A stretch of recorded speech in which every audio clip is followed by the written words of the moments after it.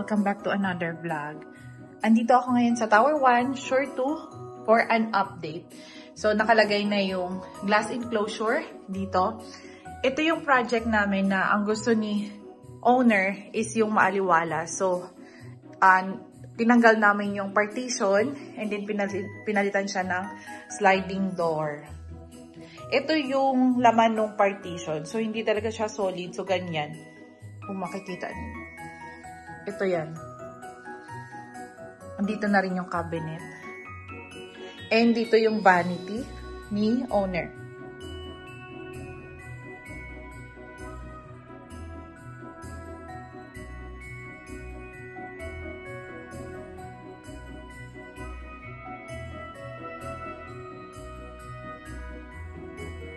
So, pwede siyang pag-ganon or dito ang opening.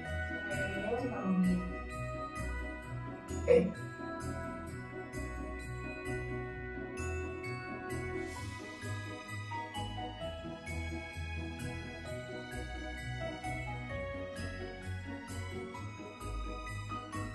Then, ito naman yung additional na ginawa namin na microwave shelves.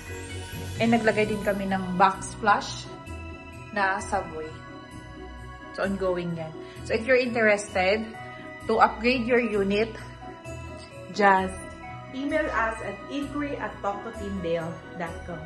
Thank you. See you in my next vlog.